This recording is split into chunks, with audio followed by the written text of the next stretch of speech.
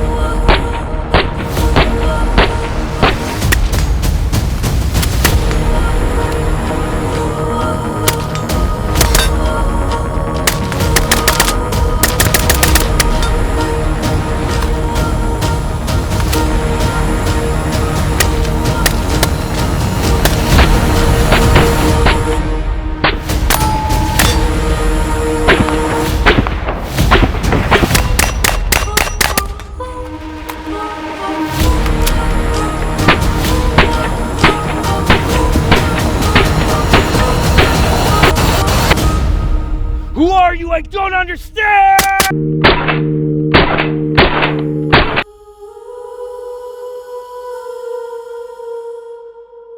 The Robinson Arms XCR-L.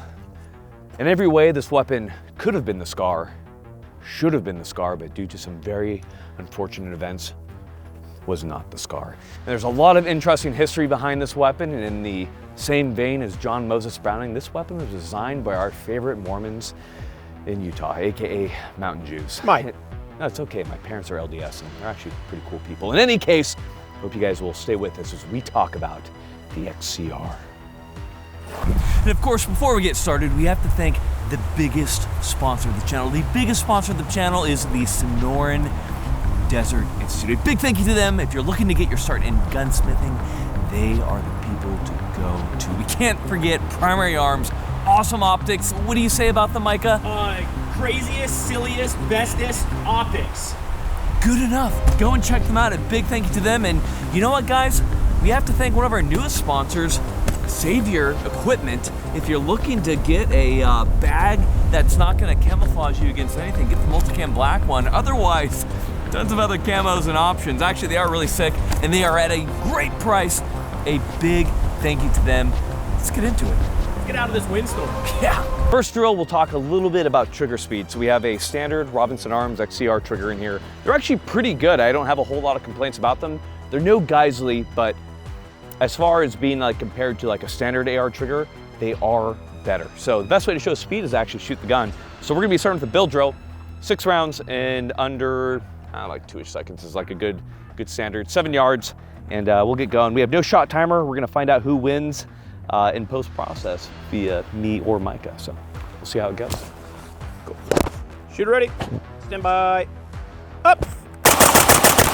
Oh yeah. Neat. So Ollie is on a little low. Probably could have aimed a little bit higher. Not bad. We'll take it. To be clear, Mike practices so many build drills, it hurts my tummy. I love build drill. I love build drill. Jesus. I was off the optic, aiming at the very bottom of the feet? Yeah. Cool.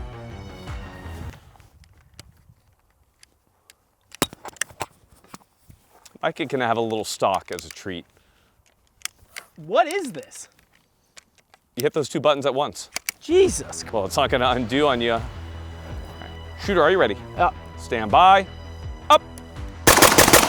Oh, that was bad. No, that was good, dude. Those cute little A-zone shots. So we have the 3-3 drill. That's gonna be 3 rounds under 3 seconds. And we're at 90 right here. And this is one of our favorite drills. It crushes people's souls for no reason. We crushed some CIA. You tell people? Those CIA contractors had a bad day. Yeah, you tell people like, hey, you only have 3 seconds, but 3 seconds is actually a long time. Watch me completely flood it.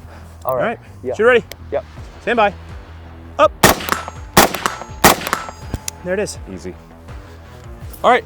Easy for you, Micah, right? All right, here you go. It's almost like the people are slinging the rifle themselves. Oh. Okay. Hi, ready? Oh no, we're on safety. Yeah, you're on target. Okay. Safety by. off. Up. I want to restart. Shooter, are you ready? Yep. Stand by. Up. Nice. Mike won, but I think I still passed. Maybe the real drills were the friends we made along the way. He's putting me on the spot, and I think it's to boost his ego. They ask you how you are, and you just have to say that you're fine when you're not really fine, but you just can't get into it. Next up, Mozambique. 2 to the chest, 1 to the head. Where did that name come from? Not going there. Stand by. Up. Ooh. Ha! Got it. Got it. That's the Charlie standard right there.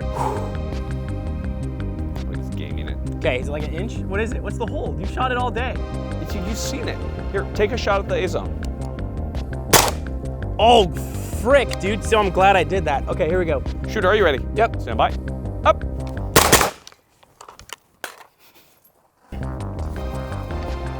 Interactive touching Grantham's thigh. Switch to your secondary. It's faster than reloading. Shooter, are you ready? Yep. Stand by. Up. All right, I'm gonna leave this one up to the audience. No, that's bad. Would this be considered a headshot? Oh! Can I run it again? Stand by. Up. Oh! See, that was it felt better. He made the meme noise. So we've done a lot of shooting at this point, and now we're gonna get into the actual review on the XCR. So we're gonna do what we always do. We're gonna go tip to butt. We're not gonna talk about who likes it the most. But you have to understand that the standard muzzle device that comes in the XCR can of course be customized.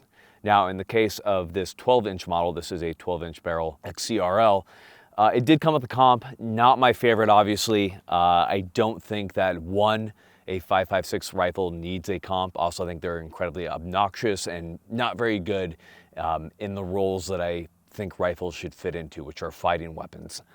So was not a fan of it. We changed it out to a Surefire 3-prong. That was no problem. Of course, this is currently wearing a Surefire mini can, and it's running no problem. So this brings us to our first point about the XCR, which is that the XCR has no problem being suppressed. We talk about weapons like the SCAR, which I do consider a competitor to the XCR. And if you try and suppress a SCAR, you do void the warranty just due to the way FN is. I don't know why. So we have to go a little bit further back right now, and you have to understand that when the SCAR program was actually started, a lot of different rifles were entered into that competition. Of course, FNs with their SCAR, Robinson Arms with their XCR, and in fact, in many ways, the XCR was kind of a favorite to win that particular competition. However, it did not, and the reason that it didn't win isn't because of its performance, but rather because there wasn't a blank firing adapter that was available for this particular weapon. Because of that, it was disqualified and it didn't win that trial. A lot of people have talked about how unfair that is. That's the way military trials go sometimes. It's small technicalities that will make you win or lose. But it should be noted that the next time that the XCR squared off against the SCAR was in the, I believe it was Peru, I believe in their trials. Probably correct me here in the video if I'm wrong. But when they did their trials, the XCR actually ended up outperforming the SCAR and would have been selected if not for price. But in drop testing and reliability testing, it ended up beating out the SCAR. And that's not to say that the SCAR is a bad rifle in any way, but rather to say that the XCR is a proven rifle and has performed very well in trials. It's just, it kind of missed the mark as far as time is concerned, and that's the thing that we have to talk about. Because when the SCAR trial came about, there was a lot of hubbub about switching away from the M4, but after the SCAR trial occurred and then the XCR didn't get selected and you saw some light usage of the SCAR H and the SCAR L, the M4 ended up really getting updated and ended up really performing well. We have the M4 that we have today, which is just a wonderful weapon. And the XCR was kind of largely overlooked, and that's kind of what brings us today, which is some people have heard of the XCR, but otherwise it's somewhat of a kind of, not a rare rifle, but certainly a more unknown one. Micah, have you ever heard of the XCR prior to this? Actually, yeah, just because back in the day there was an airsoft gun. But literally, once you told me about it, I already had forgotten it, and then made the connection that it was the same gun. So, no. Well, once again, airsoft bridging the gap. So moving back from reliability of the weapon with the suppressor works really well, and that's due to the adjustable gas system, which we'll talk about in a moment. But I want to talk about the barrel for a moment. A lot of people have noted with the XCR that it's not a particularly accurate platform. And in fact, on their website, they're like, it's not a match rifle, but it is a combat accurate rifle. But in our testing with using gold medal match from Norma, we've been achieving anywhere from 1 MOA to 1.2 MOA. For me, this has been an exceptionally accurate weapon. And to be clear, Michael will pop up the video right here, but we shot this offhand at about 580-ish, 570-ish on a 18-inch gong. And I was just shooting offhand off a barricade, just kind of taking pot shots. And we, multiple times in a row, were making impacts. To be clear, you asked me before you even did it, you think this is gonna do it? And I said, at like 600, 650? No. And then you said first round impact is a joke, and literally it was like, ding! First round impact. Yeah. And that was with a red dot with this exact setup with just a magnifier on it. It's very doable. I consider the XCR to be a very capable weapon. There's no doubt that an AR-15 that is well set up is a more accurate system, but the XCR, in my opinion, is plenty capable in the accuracy department, so I have had no issues there. Now, moving to the gas system, it is very interesting. It is very AK-like in many ways, and it's there's a lot of things from the FAL that were borrowed when it comes to the system. That goes with the gas system as well, and this has both been a complaint as well as a good thing noted about the XCR. The gas system has a lot of positions. So much like the FAL, where you can gradually dial it up and down, you can do the same with the XCR. Now, in this particular model, it's a little bit more difficult because the adjustment isn't as accessible just due to the rail design. And I did that on purpose because I wanted a little bit more length on the rail. Length matters. But on the typical XCR designs, you're able to get to that a lot easier. For me, it's been nice because you can, of course, dial the gun to whatever particular ammo you have, to the suppressor that you have. People will typically say that the problem with this is that you can't easily throw it. So like on a SCAR, you have an issue. Your gun isn't cycling. You simply take that, go from normal to adverse, and you pop a lot more gas into the system and the weapon will then run. Of course, that's not going to be as easy on the XCR. That's the only kind of real detriment I've heard to the system. I don't really consider it to be an issue. I consider those to be two separate kind of ways of going to solve the problem. So I really have no problem with the way XCR has done it. General reliability, we will say that we have had a few issues. We've had a couple of random stoppages, and that's with good ammunition. I'm not sure if, maybe those were dead primers. It happens from time to time. But we've had maybe about 3 or so malfunctions. A lot of those were attributed to the ejector, where the ejector wasn't properly Loctited in place when we started our review. So within the first about 500 rounds, the ejector walked out. So the ejector is just on the inside right here. It's installed with hex screws and Loctite. It's a very odd design choice for an ejector, and that's kind of my main complaint about the XCR. And that's kind of my problem with the XCR. There are a lot of hex screws that are used on this weapon, perhaps a little bit excessively. But once we've had this guy Loctited in place, we haven't had any problems. That ended up being a factory problem where they didn't Loctite it in place. Things happen, right? So if people were saying that this is a cherry-picked gun, I would say it is certainly not a cherry-picked gun, because that was very frustrating for me and Micah as far as filming is concerned, because it kind of burned a day for us. But in any case, we got that fixed up. Their customer service was really easy to deal with. No complaints there other than the gun kind of getting shut down. Now, much like the SCAR, we do have a monolithic upper receiver here. What's good about that is if you want to mount any type of laser, you're going to retain your 0, or if for whatever reason it's the year 2001 and you want to mount your red dot super far forward, you could also do that if you want to stick with the pass, and that's okay. And you're going to retain 0. It is a good system. Famously, Robinson Arms has had a lot of key mod uppers that they haven't sold and that they've kind of been pushing. Obviously, the future is M-LOK on this type of stuff, so you can get M-LOK uppers. They do cost you a little bit more, and that is what it is. Getting back into the actual working system here, we're gonna go ahead and we're gonna pop it open for you guys so you can see it. So you can see this little latch right here. So if you wanna undo your upper, you're simply gonna push that forward, and that allows you to unlock the weapon, and then you can just pull everything out.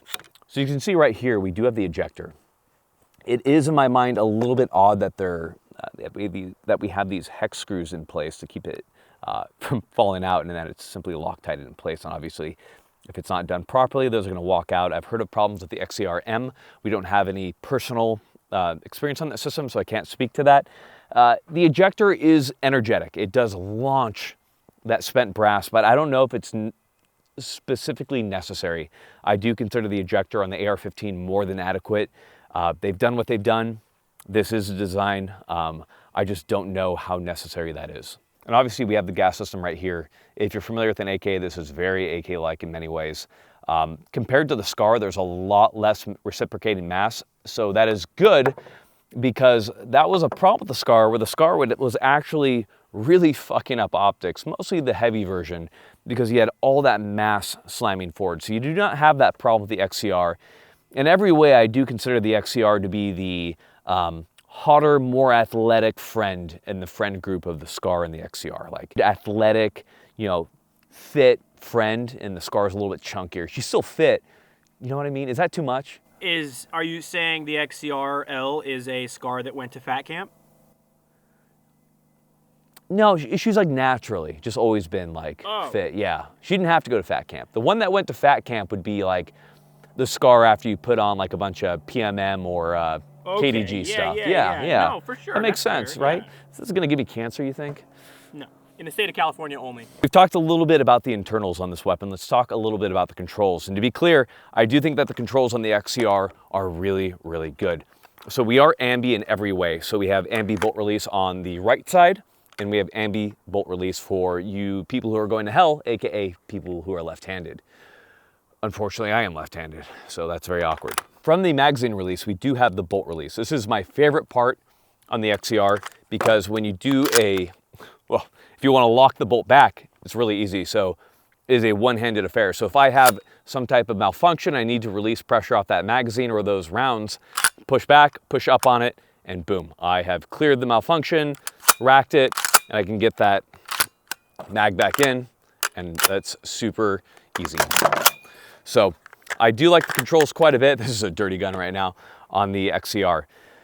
Now, the other thing that I have to say that I like quite a bit is going to be the charging handle. The charging handle is very reminiscent of the FAL, which I do think is a really good placement of where the charging handle should be. It is also, get this, non-reciprocating. It took FN, what, 17 years to give us a non-reciprocating charging handle. Yeah. And it's a better placement. The SCAR has a charging handle that is very close to the top rail. So if you have an optic with any type of overhang or any type of mounting hardware, you always end up getting your knuckles. There's a whole cottage industry of products based around that. The charging handle is in a really good position. I am a big fan of the ergonomics of the XCR. In every way, I do feel like this was designed by a shooter. Good on them there. No complaints when it comes to that. The trigger, the safety is also quite good. It is left and right. If you're taking those long shots like we talked about, and then obviously as far as reaching up to it, super simple. And that brings us to the trigger. The trigger is actually really interesting. So for the first time in Grand Thumb, we're gonna go ahead and we're gonna ghost that trigger together. So it is a little bit wider than your typical AR trigger. It's almost like a Geisley flat-faced trigger in terms of the width. So pushing down onto it, we have about a little bit of play, about 2 to 3 millimeters. That's our first stage, about 1 pound. And then maybe a 3-pound let off, about 4.5 pounds total. Let's try that reset. Short, super short, maybe 3 millimeters. That's a good trigger. That's not a 90-degree safety, is it? Correct. So this is not a 90-degree throw. So you are on your gun a little bit faster. To be clear, there are, of course, AR products that do this, such as the Radian Safety and a couple others, but it does come standard from the factory that way. I want to be clear that the grip was put in place by me. This is not the grip that comes with the weapon. Mine came with an A2 grip, which, I mean, you're doing what the SCAR did, which is giving me a $4 grip, and that's not as cool. Can I say that the XCR has a better taste in shoes than the SCAR? Than the UGG boot? Yeah. Yeah, there's much more of a stiletto design. And the stock it's good and bad. So it kind of brings us to the overall design on the XCR, because the XCR, it's kind of hard to show you here, but like, looks so wrong, but gripping it is a very thin rifle. It's very slim in every way. It's a very like athletic rifle in many ways. And that comes down to the stock, where the stock was designed super thin, and that could be a problem because there is so little purchase on it at times that it can be a little bit kind of hard to mount up on the rifle. That being said, I do like the stock quite a bit. So you have a QD point here. It doesn't really matter to me as much. I do wish they had a loop for the sling on the back right here, but the adjustability is cool. So you push in these two buttons right here on either side, and you can adjust that. There's many adjustment positions, and if you want to lock it in, this little nut right here can be tightened, and that way it can't undo itself and you can't lose your position. So even if you keep that unlocked, again, it's probably not going to go anywhere because you got to hit both sides in order for it to move. Of course, the coolest thing about any of these designs is going to be, you know, compactness. So you can easily swing that thing in and keep it locked in place. It's not going to move. When you got to deploy it, you push up on that little button right there, and you can simply swing it back into place. It will lock. It is a cool feature. Again, the XCR is a really cool weapon overall. So to kind of wrap it up, the XCR is really interesting. I think had history been a little bit different and a good BFA would have shipped at this guy, we probably could have seen this in wide military adoption within special operations. And I think this review would have been much, much different. But due to history being a cruel mistress, we have what we have today, which is the XCR that just wasn't adopted and kind of a lot of people forgot about, but I really think that's a shame because I do think the XCR is a really good rifle. There's a lot of things and features on this weapon that people have asked for, that people pay for to add extra to their weapons that are already inherently here. The things I like about it, I love the adjustability of the gas system. I love the FAL kind of styled charging handle. I think that's a really good design.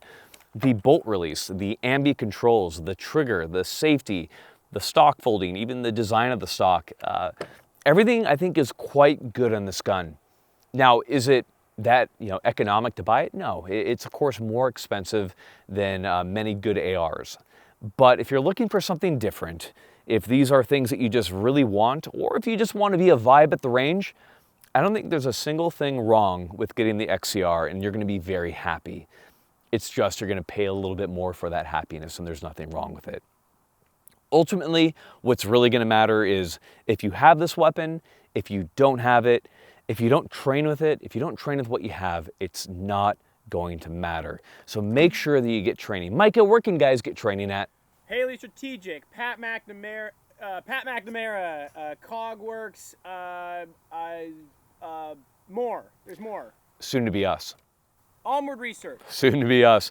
So guys, get out there, get training. That's what matters. Don't forget, of course, to visit what, Micah? The Patreon. Onward Research. Get some swag and sign up for the newsletter to see when the cool stuff's in stock. Make it your personality and have a good time. Ladies and gentlemen, thank you so much for watching. We have way more cool things coming. We got nothing else for you.